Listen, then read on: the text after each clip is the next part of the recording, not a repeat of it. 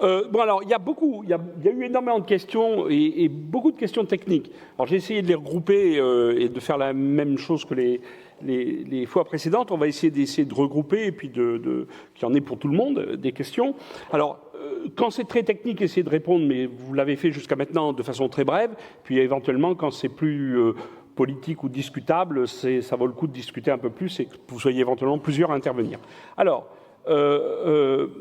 j'ai une question pour Isabelle sur la quantité de CO2 que l'on peut prévoir de stocker dans les gisements géologiques en France.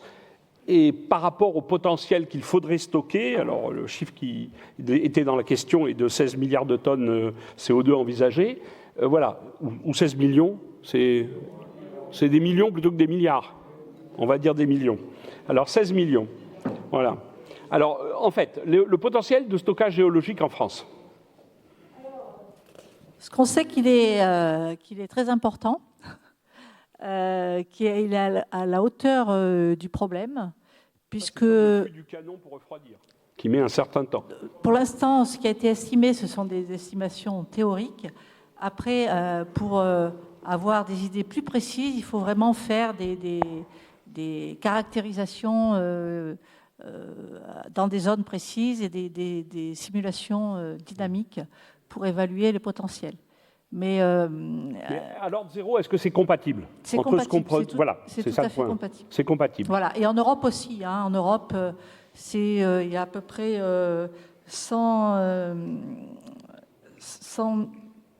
on a de quoi stocker à peu près 100 ans d'émissions de CO2. D'accord. Les émissions actuelles. Mais bien sûr, ce qu'on veut, c'est réduire les émissions actuelles par tous les moyens, efficacité énergétique, modification des procédés, etc. Mais pour peut-être en stocker moins. Mais effectivement, c'est vraiment à l'échelle du problème, et en France, et en Europe, et dans le monde. OK.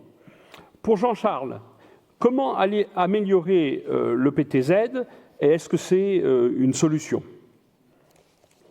Le problème, pas de savoir si c'est une solution, le problème, c'est qu'il faut le faire. Donc la question, c'est que, alors typiquement, permettre d'expliquer un peu mieux, c'est que vous avez à chaque fois ce problème, c'est pas l'argent qui manque, c'est comment il passe là où il est à un projet qui soit fiable. Or là, la question, vous avez des questions de groupement. Vous imaginez le petit scénario, un maire est capable d'offrir un marché d'opérateurs qui sont professionnels, qui regroupent les petits artisans, qui garantissent la qualité des travaux, parce que beaucoup de gens ne veulent plus faire de travaux comme ça, parce qu'ils en ont marre de discuter avec leurs artisans. Les artisans, leur coût de transaction, leur coût de paperasse est pris en charge par cette institution, parce qu'il y en a qui refusent de faire des EPTZ, c'est aussi simple que ça. Et là, vous avez les garanties publiques de la mairie. Voilà. Donc, je raisonne de façon très concrète, la façon compliquée, comment une garantie peut opérer, mais la garantie tout seul ne fait rien s'il n'y a pas le mécanisme. En gros, les gens refusent d'en faire aujourd'hui, c'est tout. Voilà. Donc il faut améliorer, dernier point, aussi la formation professionnelle. C'est décisif. En France, on manque de techniciens, on manque de couvreurs, on manque de choses comme ça. C'est très important que ça aussi, ça soit pris en charge. Voilà. Merci. Pour Vincent, les nouveaux immeubles proposent des chauffe-eau au gaz. Est-ce compatible avec la diminution d'émissions CO2 ? Alors, je ne suis pas un spécialiste de cette question précise, donc j'essaie de répondre du mieux que je peux. Il y a plusieurs manières de voir les choses. D'une part, dans un objectif de neutralité carbone, c'est-à-dire que si on veut vraiment être sérieux avec un objectif de limiter le réchauffement à 1,5 degré ou à 2 degrés, le système qui fonctionne le mieux, c'est d'avoir tout électrique et de l'électricité produite par des énergies renouvelables. Maintenant, en attendant, dans un monde dans lequel l'électricité n'est pas que produite par du renouvelable, là, la question se pose. En France, une grosse partie de l'énergie provenant de l'électricité provenant de l'énergie nucléaire, avoir un chauffage au gaz n'est pas forcément la meilleure manière de réduire ses émissions de gaz à effet de serre. Mais après, voilà, il faut bien regarder, faire le calcul. Pourtant, le nucléaire émet peu de CO2. Oui, justement, pardon. C'est-à-dire qu'avoir un chauffage au gaz n'est pas forcément... Voilà, d'accord. Ouais.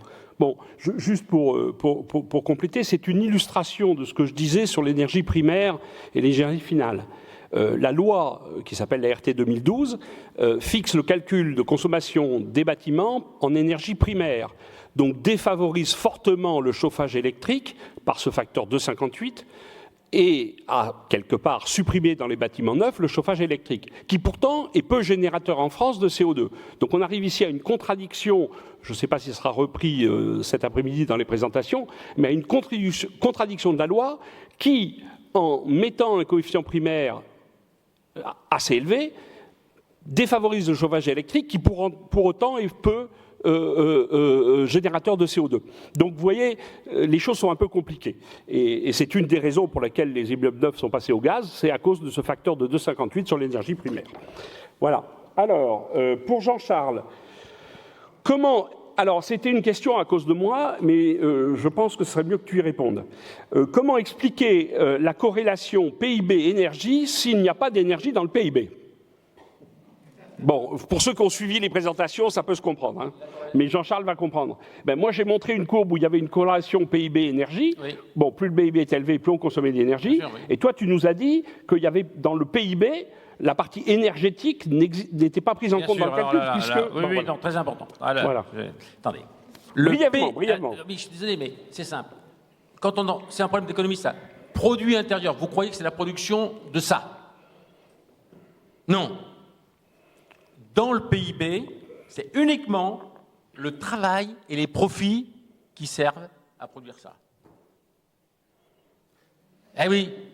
Donc, l'autre, c'est la production disponible, d'accord? Où là, vous rajoutez l'énergie, les matières premières et tout ce que vous voudrez. Ça va? Voilà. J'espère que c'est clair. Donc, et c'est un gros problème pour des gens qui sont un peu paresseux, mais qui brillent, de lancer des choses sur des choses mathématiquement fausses, arithmétiquement fausses. Le PIB, en gros, une petite seconde, le maraîcher qui produit ma tomate à Odos, en Bigorre, a produit une tomate dont le poids dans le PIB, c'est son travail à lui, est supérieur à la tomate importée d'Espagne ou des Pays-Bas. C'est clair? Voilà. Oui. Donc, c'est comme ça, historiquement, le produit intérieur brut n'est pas un produit. C'est une valeur ajoutée. Bien. On relèvera les copies à la fin, rassurez-vous. Alors, une question que je peux prendre, mais qui sera peut-être répondue en partie cet après-midi, sur la fraction d'énergie solaire, alors consommée par rapport disponible par rapport à la consommation mondiale d'énergie. Alors, la question, c'est quelle est la quantité d'énergie qui vient du Soleil, qui atteint la Terre et que l'on pourrait potentiellement récupérer, par rapport à la consommation aujourd'hui actuelle totale d'énergie sur la Terre par les hommes. Alors, je vous donne le chiffre, c'est de l'ordre de 10 000. C'est-à-dire qu'on reçoit sur la Terre environ 10 000 fois plus d'énergie par le Soleil que la consommation totale énergétique du monde. Alors, c'est donc beaucoup plus, évidemment. Le problème, comme on va le voir cet après-midi, c'est qu'il faut la récupérer, cette énergie, que le maximum qu'on peut faire, c'est d'en récupérer 10% dans de bonnes conditions, donc déjà, c'est plus que 1000, mais là, on ne peut pas occuper toute la Terre dans son ensemble, évidemment la surface de la Terre pour récupérer cette énergie, et donc il faut encore diviser par un facteur qui est de combien c'est raisonnable d'occuper au niveau du territoire de la Terre pour récupérer cette énergie. Donc vous voyez, ça fait des facteurs diminutifs.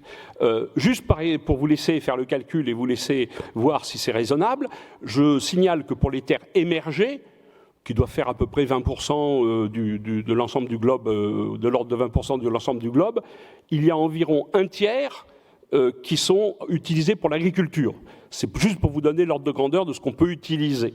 Alors, quand vous faites toutes les multiplications, le 1000 doit tomber à 10 ou 20 fois, ça reste encore un peu plus, mais ça fait beaucoup moins. Voilà, j'espère que vous n'êtes pas perdus. Bien, Isabelle. Alors, beaucoup de questions sur les risques et autour du stockage du CO2. Alors, le risque de fuite, typiquement, il y a des questions autour de... tu as parlé de 1000 ans, qu'il fallait le garder 1000 ans, mais est-ce que c'est raisonnable avec ce que l'on connaît aujourd'hui? Est-ce qu'on a des garanties qu'effectivement, ça restera 1000 ans dans le sol ou plus? Et puis, autour des risques sismiques dans les endroits où on compte stocker? Est-ce qu'il y a des risques sismiques et comment ça peut transformer, entre guillemets, le stockage? Ce sont d'excellentes questions que les scientifiques se posent depuis longtemps. Donc, pour le risque de fuite, l'essentiel, c'est de choisir un réservoir de stockage qui a les bonnes caractéristiques et notamment une bonne couverture argileuse imperméable. Après, il y a le risque, si on peut dire, il pourrait être là où il est le plus important, ce serait au moment de l'injection. Et c'est là qu'il est le plus facilement contrôlable, parce qu'il faut vraiment contrôler la pression maximale à ne pas dépasser dans le réservoir pour ne pas risquer de fracturer la roche couverture. Voilà, donc ça, on sait faire. Mais et comme je l'ai dit aussi, les gisements naturels de CO2 montrent que c'est tout à fait faisable de piéger pendant des grandes quantités. En France, là, ça date du Miocène, 15 millions d'années, du CO2 pur en très grande quantité. Et puis, au niveau des séismes, il y a deux choses. Il faut éviter que l'injection de CO2 puisse produire un séisme qui soit ressenti. Donc ça aussi, c'est en contrôlant la pression d'injection et en dimensionnant les opérations d'injection pour tenir compte de la réalité géologique du site, on sait quels sont les critères à ne pas dépasser, comment il faut maîtriser tout ça. Et on a des moyens aussi de surveillance par des réseaux sismiques. Et quant à la possibilité qu'un séisme naturel endommage le stockage, ça aussi, c'est des choses qu'il faut étudier. Chaque fois qu'on va étudier et documenter quand on prévoira de faire un stockage quelque part. Mais en général, les séismes font beaucoup plus de dégâts en surface qu'en profondeur.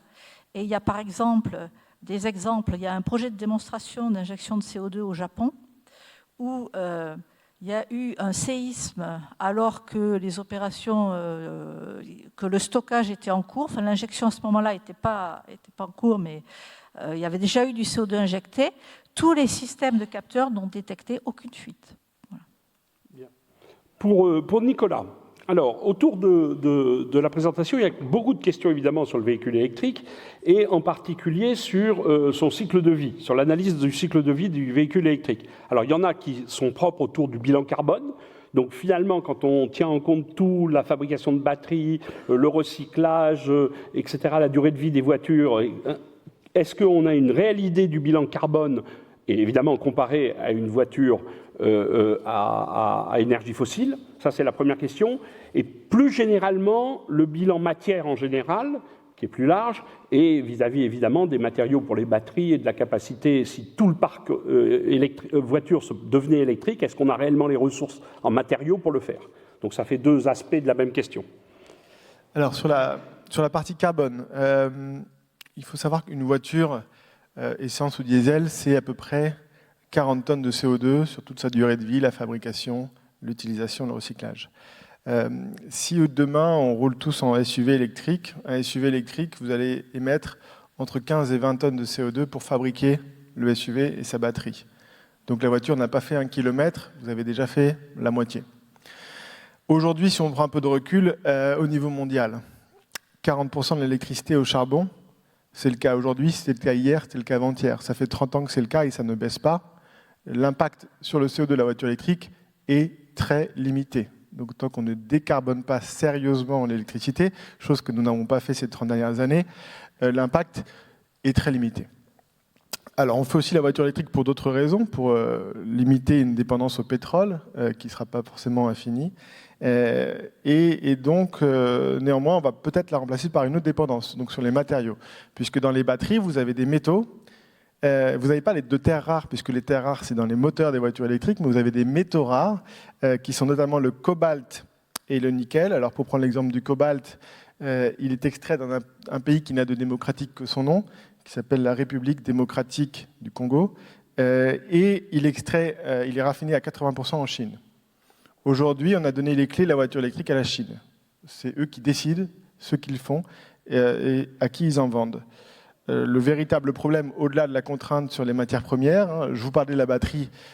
Aujourd'hui, on ne fabrique pas de batterie de voiture électrique en France. Si on continue sur cette voie-là, tous les gains qui seront associés à la baisse d'importation de pétrole seront intégralement compensés par la hausse d'importation de batteries. Et au-delà de ça, on a un vrai problème géopolitique en Europe, c'est de dépendre pieds et poings liés de la Chine. Et la trajectoire telle qu'on la prend aujourd'hui, c'est qu'en 2040 en France, on n'achètera peut-être que des voitures électriques, mais elles seront toutes fabriquées en Chine. Bien. Bon, donc il faut retenir que la voiture électrique, c'est pas complètement la panacée. On rajoute ça dans la case. C'est pas que c'est la panacée ou pas la panacée, c'est qu'il y a des conditions à réaliser d'autonomie. Juste un petit truc sur la voiture électrique, on me dit toujours, la voiture électrique, on entend toujours c'est génial en ville. La voiture électrique, c'est surtout pas pour la ville. Parce que la voiture, c'est pas pour la ville tout court.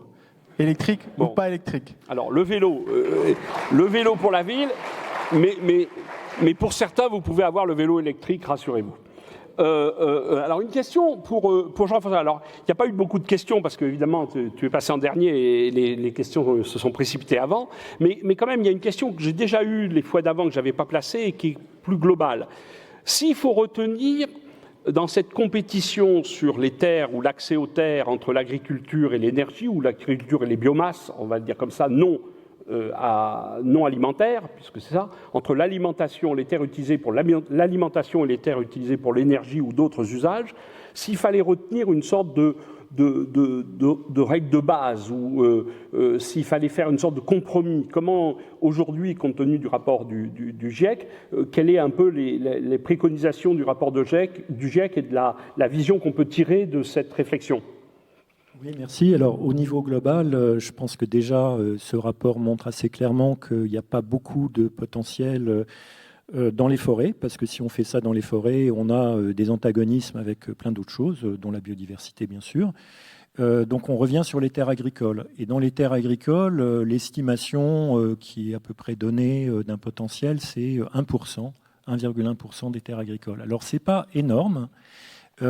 Et en même temps, ce qui est frappant avec ce que nous dit la littérature, parce que je rappelle tout de même qu'on n'a pas aujourd'hui de démonstration à l'échelle de ces filières. On a certes entendu ce qui se fait sur le stockage, et c'est très intéressant, mais on n'a pas aujourd'hui un pilote industriel qui ferait le couplage biomasse, bioénergie, capture du CO2 et stockage géologique, donc il faut rester prudent. Mais enfin, le potentiel est très élevé par unité de surface, ce qui fait que même sur des superficies relativement modestes, ça peut avoir un intérêt. Alors, une fois qu'on a dit ça, il faut aussi rappeler qu'on est vraiment en tension pour la population mondiale et son alimentation en 2050, d'autant plus qu'il y a la dégradation des terres et le changement climatique.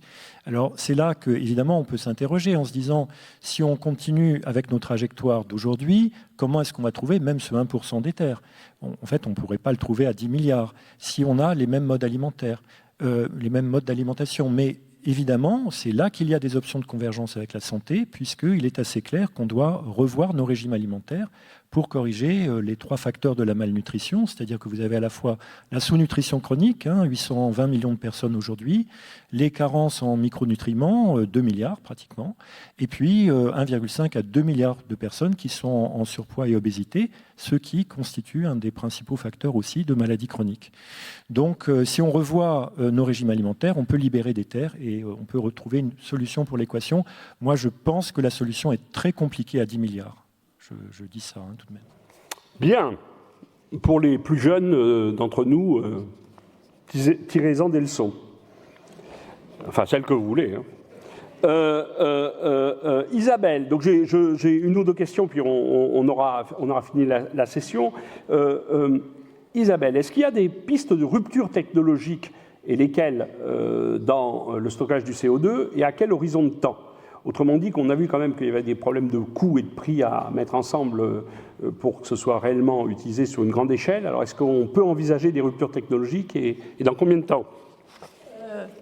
Oui, notamment sur la partie captage du CO2, qui est 80% du coût, c'est le captage. Et là, il y a des procédés innovants qui sont en train d'être développés, dont l'un qui va être testé à l'état pilote en Chine, que j'ai mentionné. Il y a aussi, il y en a même de nouveau, le Bergem par exemple est en train à installer dans ses locaux à Orléans un mini-installation prototype d'un procédé nouveau de captage de CO2 qui utilise que l'eau comme solvant et pas du tout des amines, etc. C'est un concept développé par une PME américaine. Et donc ça aussi, ça peut être une solution de rupture. Bien. Alors, la dernière question, vous pouvez répondre à plusieurs, elle a trait à des choses qui sont déjà arrivées hier et qui continuent à arriver on a un certain nombre de gens qui nous écoutent, qui ont des solutions réglementaires, qui sont des solutions en disant, ben voilà, il faut empêcher de faire certaines choses ou permettre certaines choses. Alors, il y en a une qui est revenue aujourd'hui et qui est intéressante, enfin intéressante, je ne sais pas si elle est intéressante, mais elle a le mérite d'être posée, la question, est-ce qu'il ne faudrait pas, alors ça c'est lié à Nicolas et à ses SUV, là, donc il nous a tous fait peur avec ses SUV, est-ce qu'il ne faudrait pas finalement faire comme le tabac et l'alcool, interdire la publicité pour les SUV ou pour tout objet qui s'avère d'être pas très bon pour les émissions de CO2. Qu'est-ce qu'aurait comme conclusion de dire on interdit la publicité pour les SUV sur le comportement des consommateurs? Alors effectivement, c'est quelque chose qui a été, certains députés ont voulu déposer des amendements pour que ce soit des choses qui soient faites. Et je vais quand même répondre sur la partie réglementaire de votre question après. Mais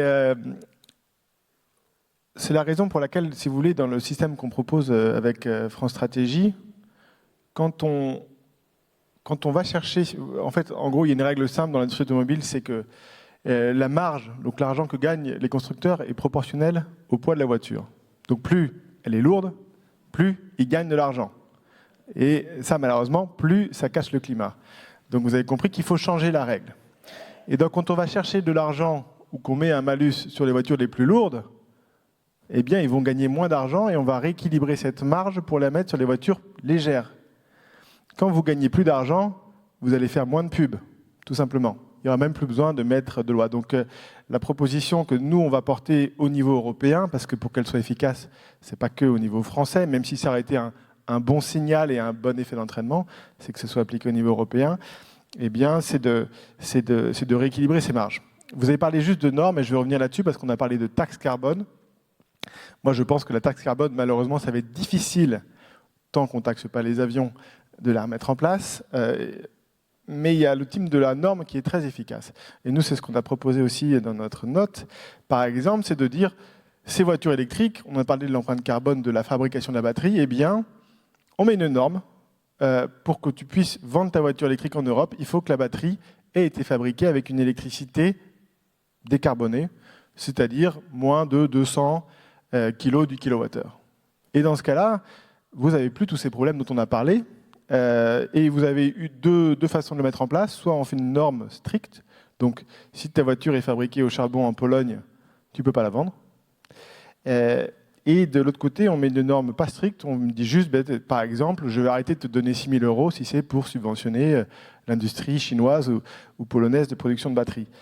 Ça, c'est très efficace. C'est ce qui existe depuis toujours sur l'industrie automobile, qui est l'industrie la plus protectionniste au monde, en Europe. Peu de gens le savent, mais plus protectionniste que Donald Trump, puisque nous avons des normes sur la pollution, sur le crash, qui fait que, quand vous sortirez de cet amphithéâtre, je vous mets au défi de trouver une voiture chinoise dans la rue.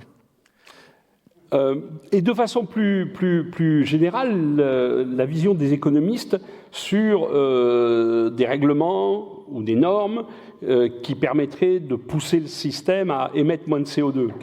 Est-ce que vous y a une sorte de position économique générale autour de ce levier d'action? Alors je vois que Jean-Charles n'a pas l'air convaincu, mais vas-y. Sur le transport, peut-être que Guy pourrait répondre. Bon, culturellement, il y a un affrontement terrible. Vous avez certains économistes qui pensent que dès qu'on parle de normes, de choses comme ça, c'est très inefficace. Ils vont vous raconter beaucoup d'histoires atroces, parfois vraies, sur les coûts cachés. On ne voit pas les coûts, en gros, c'est ce que ça veut dire. Et ils vont vous dire qu'il faut des prix. Bon, j'ai bien dit que les prix, c'est pas si simple, justement, parce que ça se propage et que ça dépend comment je renégocie le contrat social pour faire baisser ça. Et puis de l'autre côté, vous avez donc des ingénieurs qui disent il suffit de faire ça. Il y a un petit problème quand même qu'il faut bien voir. Hein. Donc les normes, je pense qu'il faut, il faut être très clair, il faut être mixte. D'abord, il faut regarder cas par cas ce que ça veut dire. Mais mon seul message là, je n'ai pas réussi sur la fin, c'est de dire la chose suivante. On est en Europe ici.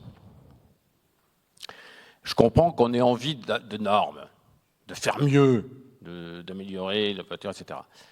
Le climat ne se sauvera que si les couches moyennes, les pauvres d'accord, mais les couches moyennes indiennes, chinoises, brésiliennes, ont accès à un mode de vie compatible avec l'objectif. Il faut le rendre désirable.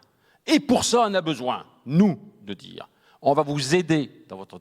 C'est un pari politique qu'on fait, parce qu'il y a des milliards, pas des milliers de milliards, une somme raisonnable, qu'on peut mettre sur la table pour que ceci soit attractif pour vous. Donc moi, mon réflexe d'économiste, mais plus généralement de citoyen. Quand même, il y a des paysans qui se suicident, hein, quand même, faut pas déconner, quoi. Bon, voilà. Bon, donc, les normes, c'est bien, il en faut absolument. Les économistes ont tort de dire que tout ça va passer par des prix, évidemment.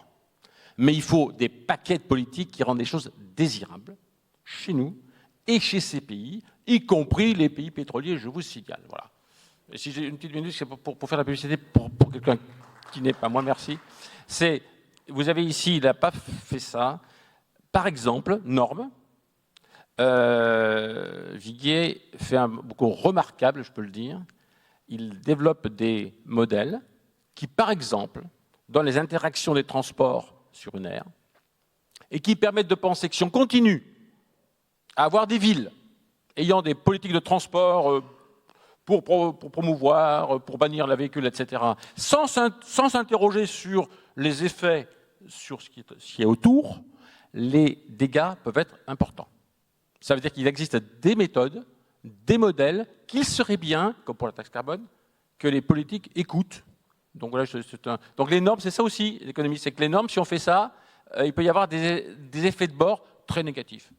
Donc là, ce n'était pas de la publicité empêchée, c'est de la publicité promotionnelle pour les travaux pour de un monsieur qui est Vincent. extrêmement modeste et bon, que je... Voilà.